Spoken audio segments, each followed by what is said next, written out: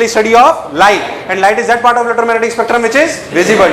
फिर हमने बोला भाई साहब हमें दिखाई इसलिए देता है क्योंकि उसके दो कारण है, एक कारण हो सकता है रिफ्लेक्शन और क्या दूसरा हो सकता है रेडिएशन। दूसरा क्या हो सकता है? चलिए भाई ये बात भी हमें समझ में आ गई थी, हमें अच्छा भी लगा था, सब कुछ ठीक था। फिर हमने एक आध एग्जांपल करा था, मैंने आपको रेफ्रेंट इंडेक्स के बारे में बताया था कि refractive index n equals to the root mu R E are.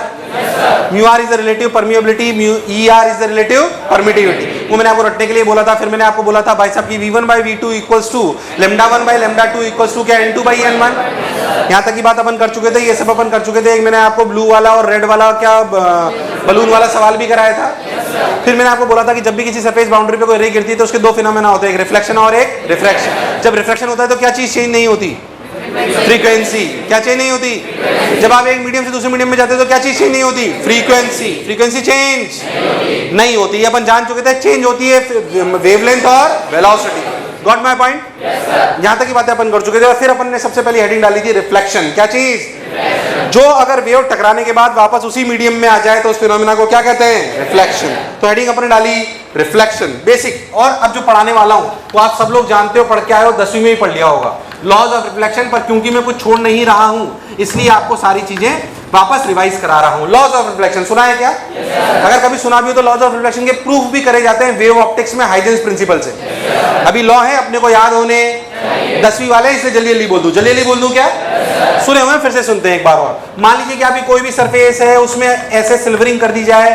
Silvering वैसा ऐसा समझो कि कांच के पीछे एक ऐसा केमिकल लगा दिया जाता है जिसके लगाने से जो भी रे उस पर गिरती है वो रिफ्लेक्ट ज्यादा होती है कि रिफ्रैक्ट? रिफ्लेक्ट। उसे बोलते हैं सिल्वरिंग। क्या बोलते हैं? तो आपके लिए केमिकल है जो सरफेस को रिफ्लेक्टिव बना देता है। क्या बना देता है? रिफ्लेक्टिव। तो जब भी कोई रिफ्लेक्टिंग सरफेस है, मान लीजिए उस पर कोई रे गिरती है, जो रे गिरती है उसे इंसिडेंट रे बोलते हैं। मैं तेज बोल रहा हूं कि समझ आ रहा है? तेज इसलिए बोल रहा हूं ये बेसिक बात है, जहां पे बेसिक होगी थोड़ा सा तेज हो जाएगी रफ्तार, वरना अपने आप स्लो हो जाएगी, डोंट वरी।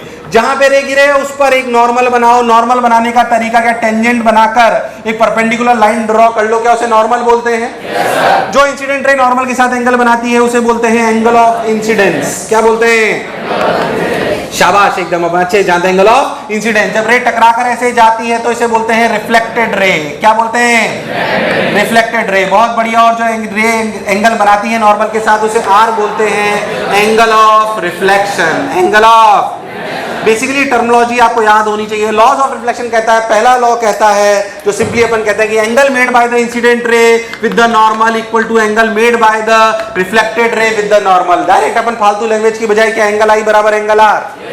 क्या आई और आर बेसिकली नॉर्मल से लिए जाते हैं? कहां से लिए जाते हैं? नॉर्मल। सेकंड लॉ अपना कहता है कि अगर मैं आपसे बोलूं कि एक रे 30 डिग्री पे आई, बहुत ध्यान से, वो इंपॉर्टेंट है, हालांकि अपने वो बहुत ज्यादा यूज में आता। मान लीजिए कि एक रे सरफेस ऐसी है, रे ऐसे है। मान लीजिए कि अपनी सरफेस है, इसका नॉर्मल ऐसे है। क्या है? ऐसे, नॉर्मल ऐसे है। बोलो क्लियर। एक रे आई, वो ऐसे आई 30 डिग्री पे। कितनी आई?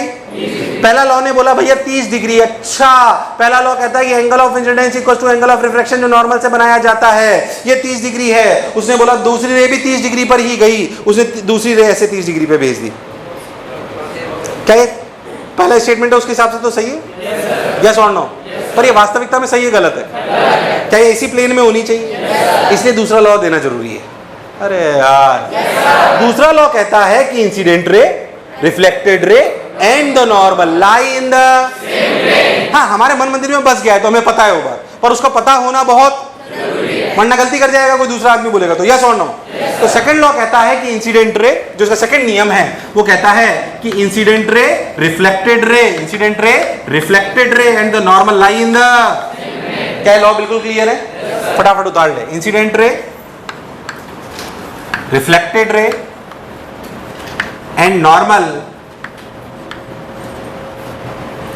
lie in the same plane.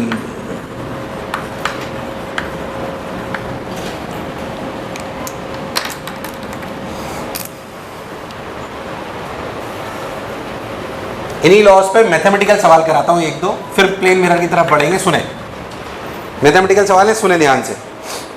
ये लो जानते हैं अपन, एंगल आई बराबर एंगल आर और incident normal line the same plane. ठीक, वैसे लॉ जानते हैं। मान लीजिए मैं आपको बोलूं कि आपके पास एक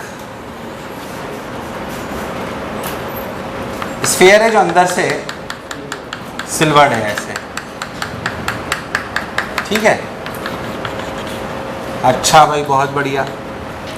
अगर वो ऐसे सिल्वर्ड है तो है, मान लेते हैं कि एक ओरिजिन है और इसका रेडियस r है, इसका रेडियस r है। Got my point? चलिए भाई, मैं आपसे बोलूं एक रे ऐसे आई और कहीं तो x, y पे टकराई, कहीं तो x, y पे टकराई। Got my point? अब मैं आपसे बोलूं कि टकराने के बाद इस रे में डेविएशन हुआ 150। कितना? 150 नहीं,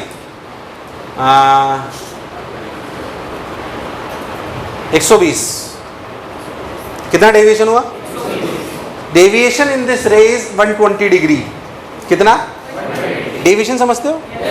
क्या अपने ओरिजिनल पाथ से 120 डिग्री घूम गई? मैं इसको आसान भी कर सकता था, थोड़ा सा अच्छा कर रहा हूं। 120 degree. If the ray is deviated by 120 degree, कितना? Find x, y। सवाल लिख, डायग्राम बना, सवाल लिख। If the ray is deviated by, if the ray is deviated by 120 degree, if the ray is deviated by 120 degree, clear? Then find out the x, y. Then find out the coordinate x, y.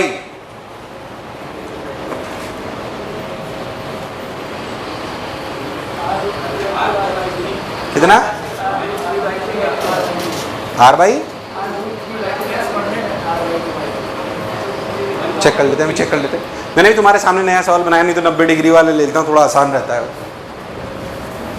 अभी करते हैं,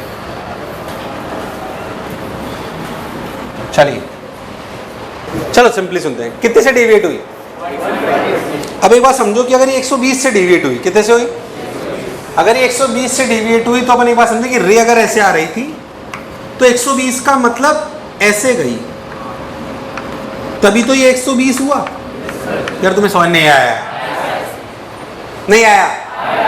ये 120 हुआ मतलब ये 60 हुआ, मतलब ये, बोलो क्लियर है? अच्छा, जहां रे गिरी वहां पे अगर स्फीयर है तो या सर्कल है तो सर्कल पे नॉर्मल बनाने का क्या तरीका है? क्या सेंटर से लाइन ज्वाइन कर लें? सेंटर से। तो पहली बात तो हम एक नॉर्मल बना लेते हैं। ये लो साहब, देखो ये नॉर्मल, और हमें पता है कि रे ऐसे जानी चाहिए, और अगर ऐसे जानी है तो ये टोटल 60 होना, पर मुझे पता है नॉर्मल से ये 60 का आधा आधा होना, मतलब ये 30 होना और ये भी 30 होना। पहले तो समझ आया कि नहीं आया? ये 30 और 30 होना। ओहो, अब देखो, अगर अपन बहुत ध्यान से देखें तो हमें समझ में आएगा कि अगर ये 30 है तो क्या ये भी 30 है? अच्छा भाई, अगर ये 30 है और ये तो r है ही, तो क्या ये r cos 30 है? तुम्हें cos 30 sin 30 इनकी वैल्यू आती है? 3753 की आती? पहले तो 3753 की आती क्योंकि स्टैंडर्ड एंगल है।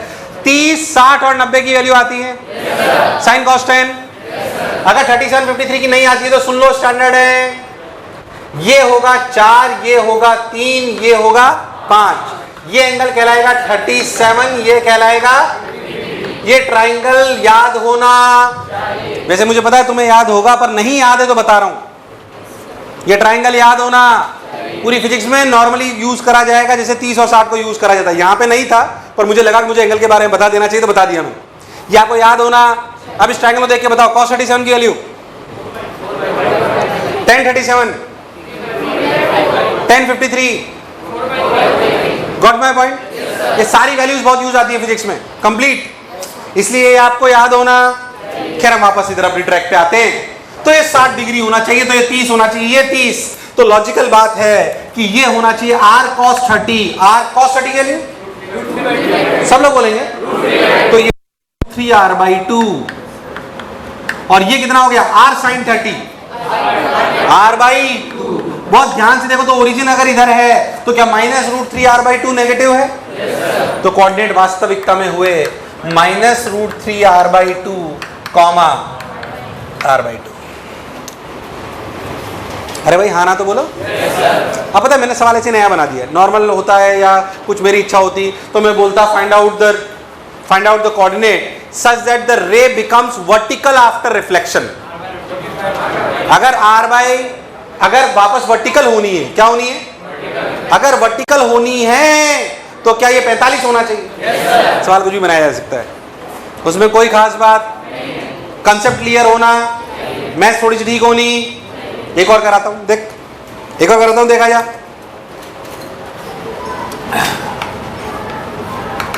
मान लो मैं तुम्हें बोलूं कि एक ऐसे पैराबोलिक सरफेस है,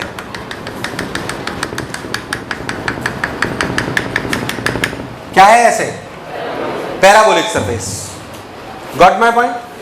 ऐसे पैराबोलिक सरफेस है और एक रे ऐसे आ रही है, देखो कैसे ऐसे आ रही है वर्टिकल और टकराने के बाद ऐसे चली जा रही है। पहले तो ऐसा हो सकता है क्या? हो सकता है कि नहीं हो सकता? पक्की बात। मान लीजिए ऐसे जाके ऐसे जा रही है। अब मान लीजिए कि मैं इस पैराबोला की इक्वेशन ले लेता हूं y equals to 4x²। y equals to, नया सवाल बना रहा हूं आपके सामने, है ना? बताओ x, y क्या होंगे?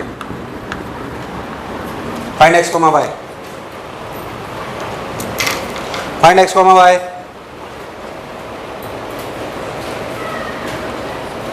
चलो पहले हैं सवाल कैसे, मैथ्स है। मुझे एक बात समझ आई कि यहाँ पे जो नॉर्मल होगा वो ये एंगल कितना होगा? यार आवाज नहीं आई यार। कितना होगा? 45। अगर मैं यहाँ पे एक टेंजेंट ड्रॉ करूँ तो क्या ये भी 45? क्योंकि ये 45 तो ये भी, और ये 45 तो ये भी, मतलब ये वो जगह है जहां पर इस पैराबोला का स्लोप 45 होना, 1045 होना। यार तुम्हें मेरी बात समझ नहीं आई यार? आएगी? मैथ्स कह रही कि भैया slope at this location should be 45, यानी कि स्लोप हो गया, यानी कि dy by dx की वैल्यू कितनी हो गई? 1। 1045 के लिए कितनी? 1। एक टफ हो गया थोड़ा, समझ आया?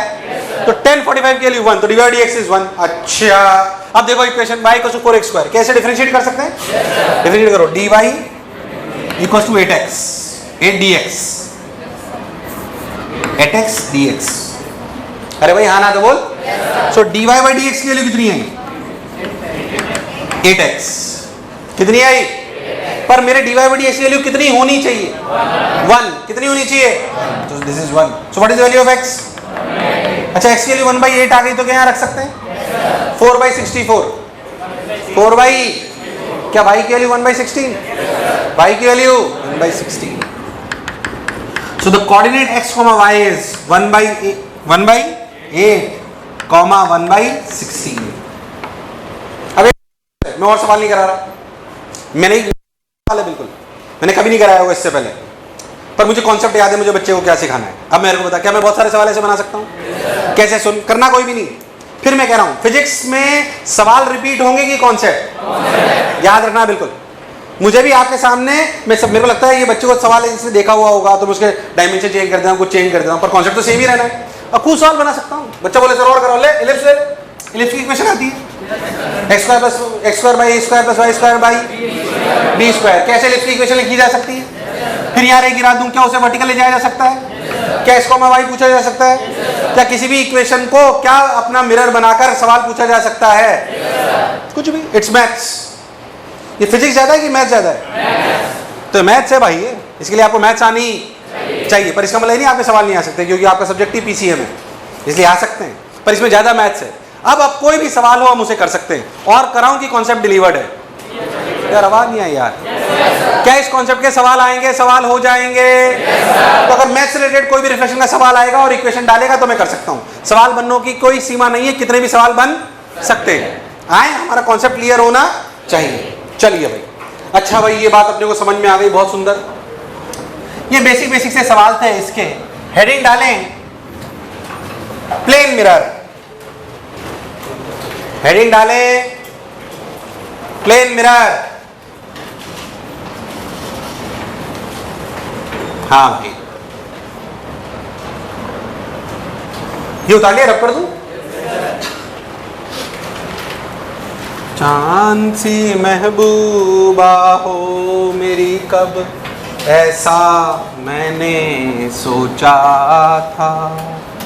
हाँ तुम आइए अब अपन जो सबसे पहला सेगमेंट जो 2-3 लेक्चर चलेगा और जिसे हम कहते हैं प्लेन मिरर, क्या कहते हैं, उसमें बढ़िया ढंग से पीएचडी करेंगे। अच्छे सुनो, प्लेन मिरर ये ऑप्टिक्स के दो हिस्से, geometrical optics, wave optics. Geometrical optics, wave optics का हिस्सा प्लेन, ज्योमेट्रिकल ऑप्टिक्स, ज्योमेट्रिकल का हिस्सा रिफ्लेक्शन का सबसे पहला हिस्सा प्लेन मिरर। क्या चीज, वो पढ़ने वाले हैं।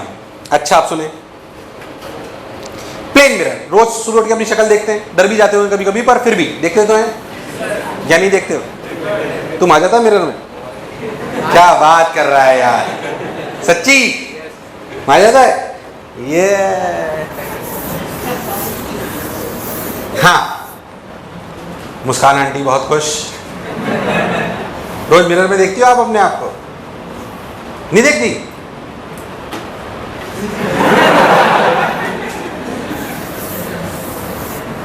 खैर डेविएट नहीं होते पढ़ाई से।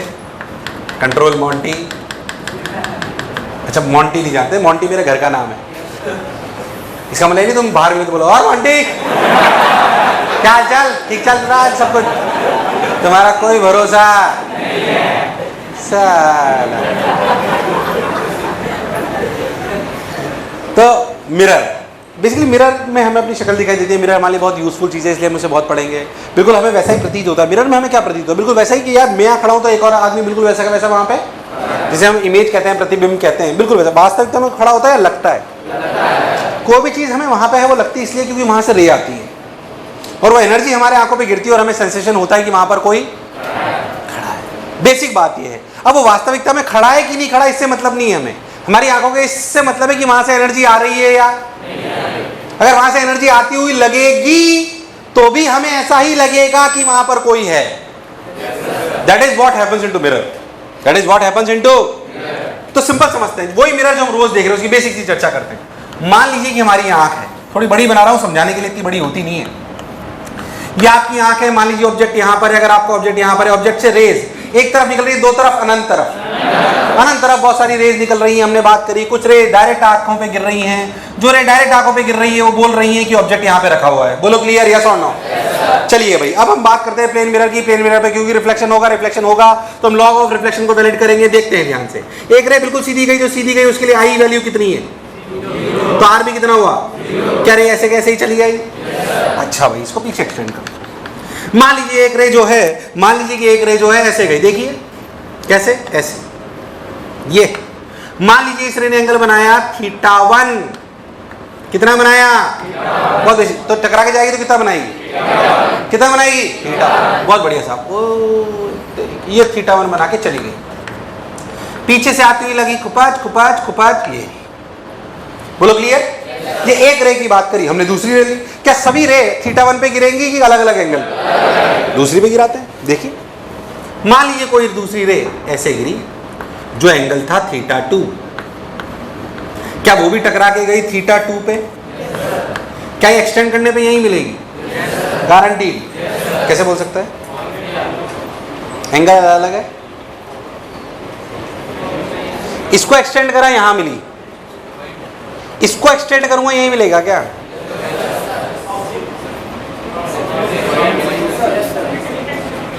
मेरे को लॉजिक चाहिए। क्या कह रहा बेटा? ऑब्जेक्ट की दूरी इमेज, ये तो तुझे पता है, मुझे पता है, तुझे पता है। अरे पर क्यों? Prove it. मैं जानता, सब लोग जानते हो कि यही मिलेगी, हम सब लोग जानते हैं सारी रे एक ही जगह से आती है, यस और नो? पर आप समझो कि वो क्यों। It is mathematics, try and understand. देख सुनना, क्या मान लेते हैं कि ऑब्जेक्ट की यहां से दूरी d है, कितनी है? अगर ये दूरी d है, सोचो ये भी d है, क्या ये θ1 है? तो ये भी θ1 है, ये भी θ1 है। ध्यान से देखो तो ये और ये ट्राइंगल कॉन्ग्रुएंट है। क्या है? क्योंकि इनके दोनों के एंगल सेम है, एक साइड कॉमन है, दोनों 90 डिग्री है। बोलिए सो नो। तो अगर ये दूरी जितनी है क्या उतनी ही ये होगी। ऐसे ही क्या ये ट्राइंगल और जो इधर ट्राइंगल बनेगा वो भी कॉन्ग्रेंट होंगे। अगर हमेशा हर ट्राइंगल कॉन्ग्रेंट रहना है तो क्या ये दूरी और ये दूरी बराबर होनी चाहिए। ऐसा इसलिए हो रहा है क्योंकि ये प्लेन मिरर है। अगर ये और कोई मिरर होता टेढ़ा मेढ़ा तो ऐसा, और अगर ऐसा होता कि वो टेढ़ा मेढ़ा होता तो सारी रे एक जगह से आती हुई लगती। इसीलिए नॉर्मल टेढ़ी मेढ़ी सरफेस पे आपको अच्छी इमेज नजर। तुम्हें मेरी बात समझ आई कि नहीं आई? मैं जानता हूं सब लोग ये जानते हो, बट फिर भी समझे मैथमेटिकली कि यार ऐसा इसलिए होता है। अब सोच के देखो, इस मिरर पर भले 1 करोड़ रे गिर जाएं, क्या सब टकराने के बाद यहीं से आती हुई लगेंगी? इसलिए हमें शानदार शार्प इमेज नजर आती है। क्यों? फिर सुन। सोच अगर ये मिरर नहीं, फील वाला पोर्शन है, सोच अगर ये मिरर नहीं होता और ये ऑब्जेक्ट यहां रखा होता तब भी क्या रे ऐसे ही आती? फिर से सुन क्या कह रहा हूं। सोच ये मिरर नहीं होता और ये ऑब्जेक्ट यहां रखा होता तब भी क्या ये रे ऐसे ही आती? यार तो अभी भी तो वैसे ही आ रही हैं। अगर वैसे ही आ रही हैं तो आंख को बिल्कुल ऐसा ही लगेगा कि ऑब्जेक्ट वहीं पर रखा हुआ है। बोल यस और नो। पर क्योंकि वास्तविकता में नहीं रखा हुआ है इसलिए हम इसे बोलते हैं इमेज। क्या बोलते हैं? इमेज। कोई सवाल नहीं आएगा इसमें, पर ये फील है, ये फील समझ में आनी कि भैया मुझे इमेज क्यों दिखती है? क्योंकि वहां से रे आती हुई। क्यों टेढ़े मेढ़े में नहीं दिखती? क्योंकि उसमें सिमेट्री बैठती नहीं है ना। सिमेट्री बैठेगी तभी होगा। प्लेन मिरर में शानदार बैठती है, एक ही जगह से आती हुई लगती है और शार्प इमेज नजर आती है, और बिल्कुल ऐसा ही लगता है कि मिरर के पीछे बिल्कुल वही आदमी है जो यहां खड़ा है, क्योंकि रे बिल्कुल वैसे ही आती है जैसे कि आती अगर ऑब्जेक्ट वहां पर रखा हुआ होता। बोलो क्लियरिटी है एकदम। एक और बात जो हम सीखे, इसे हम बोलते हैं इमेज। क्या बोलते हैं? इमेज। अब एक बात और समझे, इससे डायग्राम से हम एक और चीज सीखे कि जितनी दूरी ऑब्जेक्ट की मिरर से है क्या उतनी ही दूरी इमेज की भी मिरर से है। Perpendicular distance of object from the mirror equals to perpendicular distance of image. ये बहुत सिंपल सी बात है पर याद होनी। अच्छा, इमेज एक रे से बनी, 2 से अनंत से। उतार लो जो समझ में आया। सिंपल सी बात थी, फील वाली, जो भी उतारना उतार लो, फटाक से आगे बढ़ते हैं। उतार लिया गया। सो द मेजर पॉइंट अपन जो अंडरस्टैंड करें वो कि distance of object from the mirror equals to distance of image from the mirror. और हम जानते हैं कि इमेज बहुत सारी रेस से बनती है। अब हमें एक बात समझ में आनी चाहिए, सबसे पहली हेडिंग जो बेसिक हेडिंग है मिरर की वो है इमेज प्लॉटिंग। हमें इमेज प्लॉट करना आना। इमेज प्लॉटिंग सिंपल सी बात, बिल्कुल कोई खास बात नहीं। Image plotting simple. मान लीजिए मैं आपसे बोलूं कि आपका एक सिंपल कि मान लीजिए मैं आपसे बोलूं कि एक सवाल मैं बताता हूं, समझ लो अच्छे से उसको। मान लीजिए मैं आपको बोलूं कि आपका मिरर है ऐसे 30 डिग्री पे। कितने पे? 30 डिग्री पे। टेढ़ा भी हो सकता है मिरर, तो है ना। मिरर टेढ़े का मतलब वो टेढ़ा मेढ़ा ऐसा नहीं है, मिरर तो सीधा ही है पर रखा टेढ़ा है। बहुत बढ़िया, शाबाश। मान लीजिए यहां से ऑब्जेक्ट 2 मीटर की दूरी पे रखा है। सिंपल सी बात। अब पहली बात मैं तो आपको एक सिंपल सी बात बताऊं कि आपको कैसे समझ में आना चाहिए। मुझे पता है इमेज बनेगी, मुझे पता है इमेज बनाने का सिंपल तरीका। इमेज एक रे, 2 रे, अनंत रे? अनंत रे। अब पहले अंदाजा लगाएं इमेज कैसे बनाए। एक सिंपल सी बात हम समझें, हमेशा ऑब्जेक्ट से एक रे बनाएं, एक लाइन बनाएं जो परपेंडिकुलर टू द मिरर हो। क्या हो? Perpendicular to the mirror. हम जानते हैं कि जो भी रे पीछे से आती हुई लगती है क्या सब इमेज से पास करती है? तो ये जो रे होगी क्या इसे भी पीछे एक्सटेंड कर दूं, क्या इसी पर इमेज होगी? So drop a perpendicular on the mirror. Simple सी बात बता रहा हूं, drop a perpendicular on the mirror, extend it on the back side, extend it on the पीछे की तरफ उसे एक्सटेंड कर ले।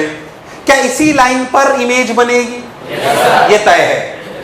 ये तो drop a perpendicular on the mirror, extend it on the back side, इसी पर इमेज बनेगी, तय है। बोलो क्लियर?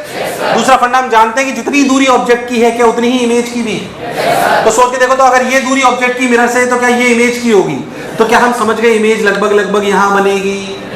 तो हमें पहला अंदाजा तो लग गया कि इमेज यहां बनेगी। बोलो क्लैरिटी है? तो ऐसे अंदाजा लगाते हैं, है ना। अब अगर मान लो ऑब्जेक्ट को डायरेक्ट आपसे पूछ ले कि भाई साहब बताओ इमेज के कोऑर्डिनेट क्या है, तो कुछ मत करो, सिंपल ध्यान से ये 2 मीटर, ऐसे ट्राइंगल बनाओ, ये 2 तो ये आवाज यही भाई साहब 2, अच्छा ये 30 तो ये 30, तो क्या इसके कोऑर्डिनेट हुए 2 cos 60 2 sin 60? खत्म। अरे भाई साहब कुछ भी पूछ सकता है वो, आपसे पूछ सकता है find out the distance between object and image, find out the coordinate of image, find out the location of image, कुछ भी पूछ, हमें बात समझ में आनी। सीखना क्या है, सवाल कुछ भी हो सकता है, सीखना ये है कि इमेज प्लॉटिंग में drop a perpendicular on the mirror, drop a perpendicular on the mirror, extended on the back side, क्या on this extended line image will lie, and for exact location of image use the concept that distance of object from the mirror equals to distance of, तो अगर आप अपनी process में लिखना चाहते हो आप ऐसे लिखोगे कि एक परपेंडिकुलर ड्रॉप करो, उसे एक्सटेंड करो, उसी एक्सटेंडेड लाइन पे इमेज लाई करेगी, और एग्जैक्ट लोकेशन के लिए use the concept that distance of object from the mirror equals to distance of. तुम्हें दूर दूर तक समझ नहीं आया, सवाल भी उतार लें और जो समझ आया वो भी लिख लें। फिर एक सवाल और कराते हैं, बहुत बेसिक से, बिल्कुल बेसिक सी चर्चा। आइए आगे बढ़ते हैं। लिख लिया अपने शब्दों में, ड्रॉप अ परपेंडिकुलर। एक सवाल का आंसर ओरली दें अगर आपको मेरी बात समझ में आई, कोई खास बात। ध्यान सुन, ये स्टैंडर्ड होता है थोड़ा सा इसलिए पूछ रहा हूं। मान लीजिए मैं आपको बोलूं कि आपका मिरर ऐसे है, 45 डिग्री है, कितना है, ये कोऑर्डिनेट है -5,0। बताओ इमेज के कोऑर्डिनेट ओरली बता सकते हो तुम लोग, बोलो सब लोग बोलो। 0, क्या 45 डिग्री से समझ में आ गया, ये 45 है तो ये भी 45 है, तो क्या इमेज एक्स एक्सिस पे तो क्या वाई पे बन जाएगी? क्या 45 डिग्री जो है लेटे हुए को खड़ा कर देती है और खड़े हुए को 45 डिग्री काम करता है, और आगे कई जगह यूज आएगा, इसलिए 45 डिग्री स्टैंडर्ड होता है। पहले था जो बोला चमका, तो हमें समझ में आई कि हम ऐसे परपेंडिकुलर ड्रॉप करेंगे तो ये ऐसे हो जाएगा, तो ये 90 डिग्री, ये 90 डिग्री, तो ये 5, तो ये भी शाबाश गुड, यानी कि ये कोऑर्डिनेट हुए 0, -5। और मैं करूं कि बात क्लियर है, क्या ये बात एकदम क्लियर है? एक स्टेप थोड़ा सा और आगे बढ़ते हैं, देखिए आगे चलते हैं, अच्छा लगेगा, सुनते हैं, शाबाश गुड। अब देख, मान लीजिए मैं आपसे बोलूं कि आपका ये मिरर है, मान लीजिए आपसे बोलूं कि आपका मिरर है और मैं आपसे बोलूं कि ऑब्जेक्ट यहां पर है, इमेज बनेगी? इमेज बनेगी? क्या बात कर रहे हो यार? मान लीजिए मिरर है, ये पूरा बोर्ड मिरर है, मैं यहां खड़ा हूं, यहां, क्या मेरी इमेज बनेगी? हाँ हो सकता है मुझे दिखाई न दे, वो एक अलग बात है, वो एक पर बनेगी। अच्छा, अब बच्चा कहता है सर आपने सिखाया है सर परपेंडिकुलर ड्रॉप करो, सर परपेंडिकुलर ड्रॉप करो तो मिरर तो है ही नहीं, क्या मिरर को एक्सटेंड कर लें? क्या इमेज का बनना, मेरी बात सुनने पहले समझे, ये इमेज यहां बनी, इसमें इस बात का क्या फर्क पड़ता है कि मिरर इतना लंबाई की और छोटा कर दो? क्या इस इमेज का यहां बनना is depending on the length of the mirror? क्या it is independent of the length of mirror? चाहे इतना छोटा होता तब भी यही बनती। हाँ वो बात अलग थी कि कम रे होती, वो अलग बात है, कहां से दिखती वो एक अलग बात है। अरे यार, इमेज का बनना, इंटेंसिटी और उसका कहां से दिखना, ये अलग अलग बातें हैं, बोलो क्लियर है? अभी हम बात करें सिर्फ इमेज के बनने पर, तो भाई साहब ये बात तय है, अगर आप परपेंडिकुलर डालो और मिरर ना मिले,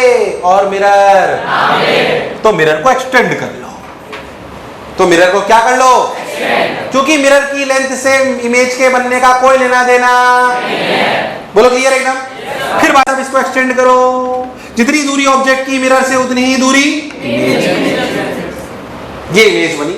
हाँ आप चाहो तो रे डायग्राम भी बना सकते हो, पर अब रे डायग्राम यहां मत बनाओ, क्या मिरर ओरिजिनल यहां पर है, तो ऐसे कुछ बना सकते हो। बाकी आगे की कहानी हम फील्ड ऑफ व्यू में पढ़ेंगे। पहले जो मैं बोला चमका, क्या कुछ बात चमकी है? तो अगर मिरर पे परपेंडिकुलर डालने पर मिरर ना मिले तो क्या एक्सटेंड द मिरर, यस और नो? उससे छोटा सा आगे वाला पॉइंट, मान लीजिए अगर आपको मेरी बात समझ में आ गई है तो आप इस सवाल का आंसर ओरली देंगे, देखते हैं। सिंपल, अगेन ध्यान दें, ये आपका मिरर ऐसे 45 डिग्री पे, देखिए आसानी ले लेता हूं, 45 डिग्री पे देखिए। मान लीजिए मैं आपको बोलूं कि आपका ऑब्जेक्ट यहां पर है, सपोज -2,0 पे, बताओ इमेज?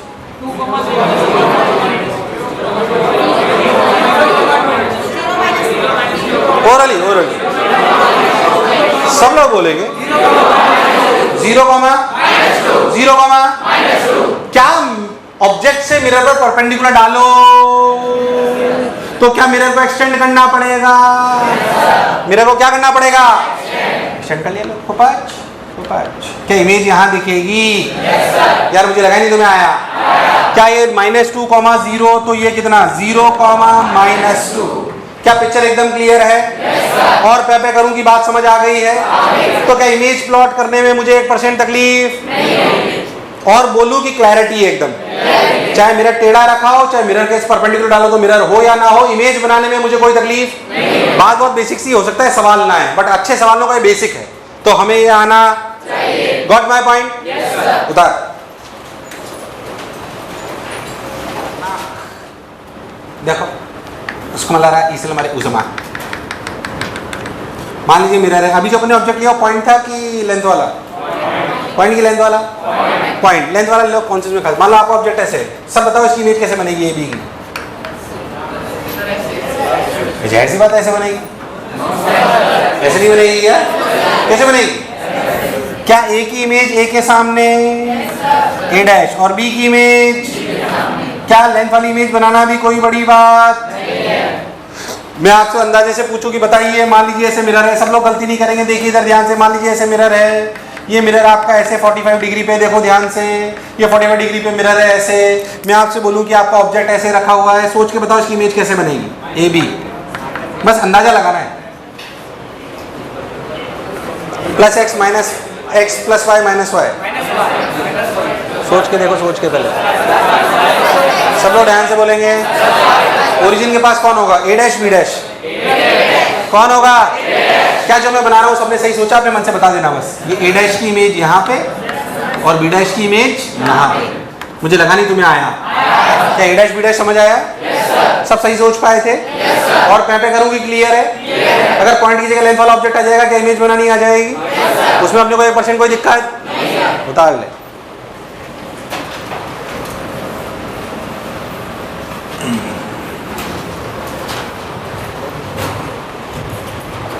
हाँ भाई, ओ तेरी की है ना, 2-5-7 दिन खराब हो जाएंगे, सो प्लीज ऐसे नहीं हीरो बन गई है ऐसा बाहें और ऊपर चढ़ा के मतलब प्रिकॉशन लेके रहे प्लीज, है ना। खैर let's come to the point. ये वाली बात एकदम क्लियर है। और छोटी छोटी बात जो आपको मिरर से पूछी जाती है, मिरर में चीजें कैसे दिखती है। जैसे मान लो एम्बुलेंस उल्टा क्यों लिखा होता है? ताकि मिरर में देखें तो अपने को सीधा दिखे। बोलो क्लियर है? मान लीजिए आपने अपना नाम लिखा है ना, तुम्हारा क्या मुस्कान का नाम लिखते चलो, मान लीजिए मुस्कान का नाम अपन ने लिखा है ना, मुस्कान आंटी। अब मान लो मुस्कान आंटी जब ऐसे लिख दे, अपन इसको मिरर लगा दें यहाँ पे, तो ये कैसे दिखेगा बता सकते हो? मुस्कान ऐसे लिखा हो, उसको कैसे उल्टा दिखेगा बोलो, बता सकते हो? कर सकते हो? सबको आता है ये? पक्की बात? तो मैं थोड़ा सा अपर का पूछता हूँ, फिर ये भी बता दूंगा, ध्यान से। मान लीजिए ऐसी घड़ी है, एक ऐसी घड़ी है जिसमें ऐसे नंबरिंग है, समझे अच्छे से। बेसिक सवाल है, कोई रॉकेट साइंस नहीं है, आते होंगे कई मैक्सिमम लोगों, बट फिर भी सुन लें। मान लीजिए ऐसी घड़ी जिसमें नंबरिंग नहीं डली हुई, पर हम जानते हैं कि ये 12 है, ये 1 है। ये मत बोलना ये नहीं जानता, साले घूंसा मारूंगा कुंड में गिरेगा भैंसों के साथ।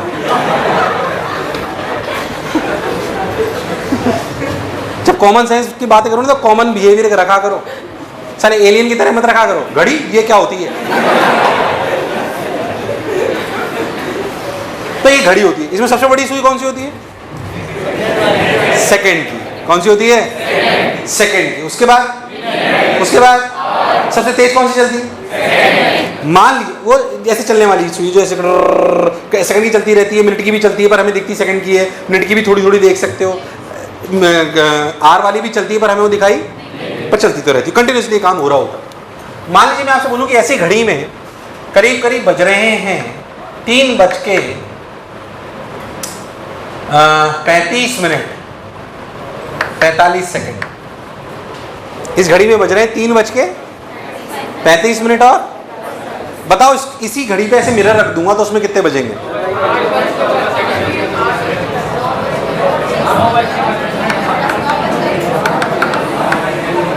बिल्कुल बेसिक सवाल है, कर दे, कोई इसमें ज्यादा अक्कल लगानी नहीं है। हाँ हाँ करो सोचो।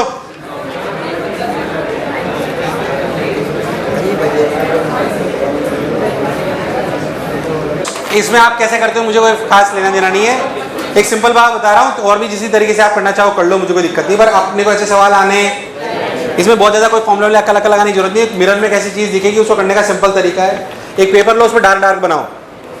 मैंने सही बनाया ना? 3:35, तो 35 से 36 के बीच में आई है वो लाइन। अरे यार, है ना?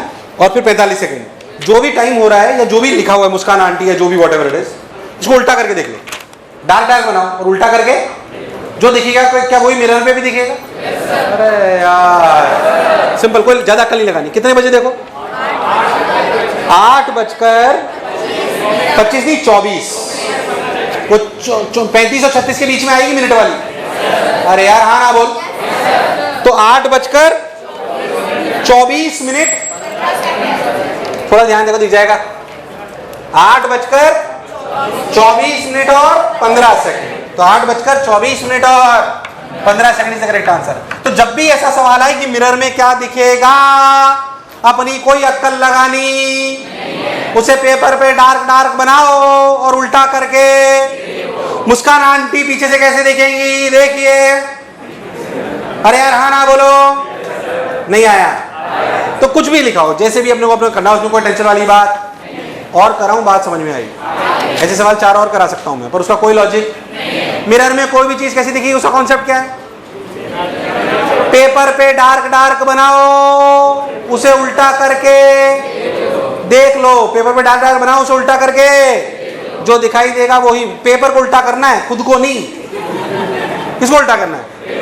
और पे करूं कि कॉन्सेप्ट डिलीवर्ड है? ऐसे एक सवाल हो सकता है कि अनंत। अब तेरी इच्छा हो जो लिख ले। अगर मिरर पे ऐसे लिखना, मिरर पे क्या दिखेगा, ये करने का तरीका है पेपर पे डार्क डार्क बनाओ और उसे उल्टा करके देख लो, बस। ले भाई, हैप्पी बर्थडे।